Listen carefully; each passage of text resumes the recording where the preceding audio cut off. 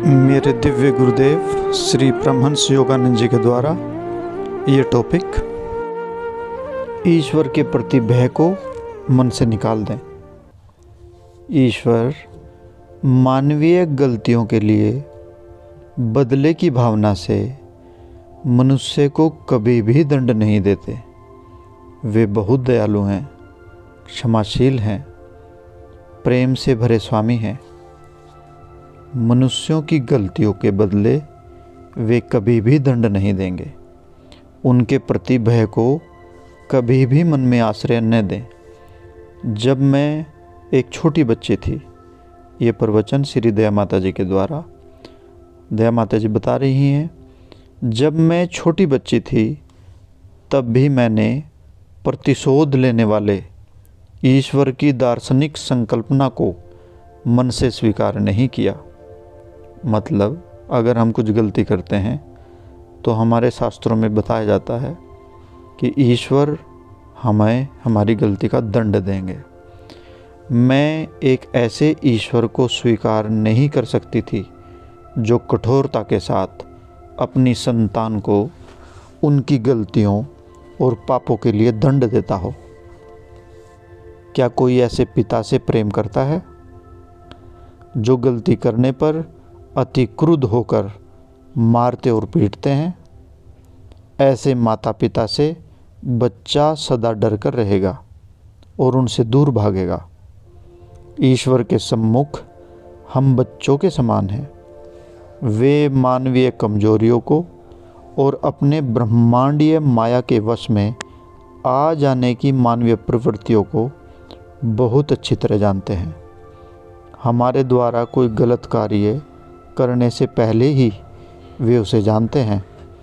जब हम कोई गलती करते हैं तो हमें उसे मान लेना चाहिए और बच्चों की भांति ईश्वर के पास क्षमा प्रार्थी बनकर चले जाना चाहिए तथा उनसे यह आशीर्वाद मांगना चाहिए कि हम भविष्य में अधिक अच्छा कर दिखाएंगे, अधिक अच्छा बनकर दिखाएंगे। इस प्रकार ईश्वर के साथ बात करने की आदत डालने से, उनके साथ माता या पिता की तरह संबंध रखने से वे हमारे बन जाते हैं। जब ईश्वर के साथ ऐसी घनिष्ठता बन जाती है तो भक्त के प्रेम पर और स्वयं को बेहतर बनाने की उसके सच्चे प्रयासों पर जो आधारित है, तब ईश्वर अपने उस बच्चे को दंड नहीं देते। अपनी कठिनाइयों में ईश्वर को उनके दायित्व का स्मरण जरूर कराएं। जब जब भी समस्याएं हमारे सामने आएं तो अपनी समस्याओं को परमात्मा से ज़रूर बताएं। ईश्वर ने ही इस महान माया की रचना की है और मानव माया की इस दलदल में लौट रहा है। भगवान को याद कराएं कि यह उनकी भूल है।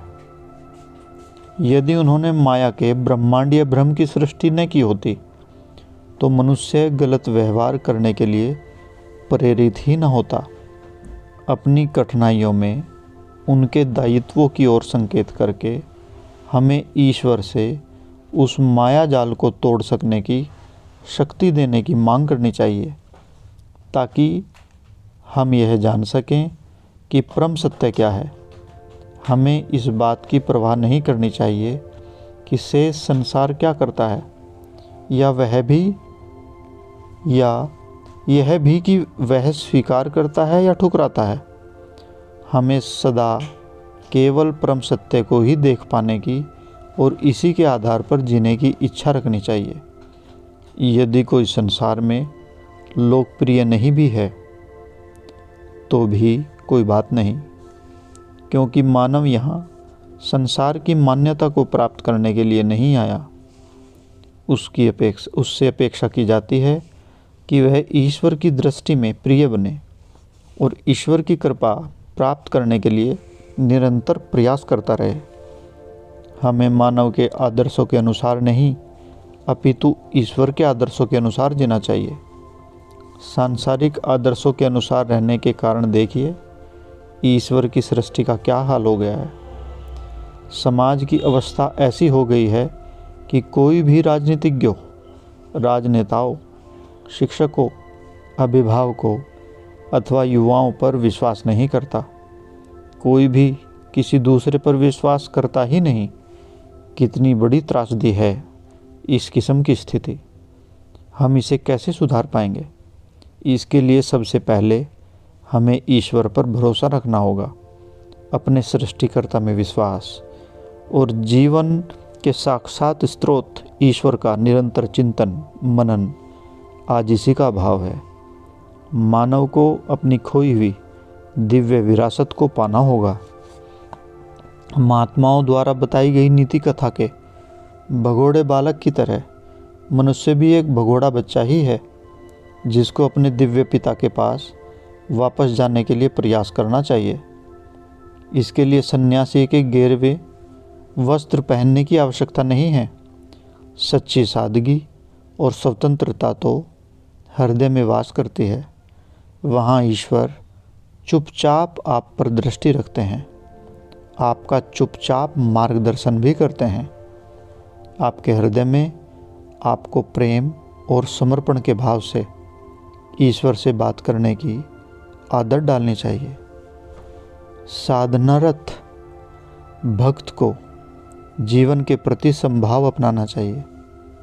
भावनाहीन उदासीनता नहीं, बल्कि जैसा कि गुरुजन समझाते हैं, अंतहीन इच्छाओं जो सदा खुशियाँ नहीं लाती को विकसित करने की अपेक्षा जीवन के प्रति यह रवैया अपनाएं।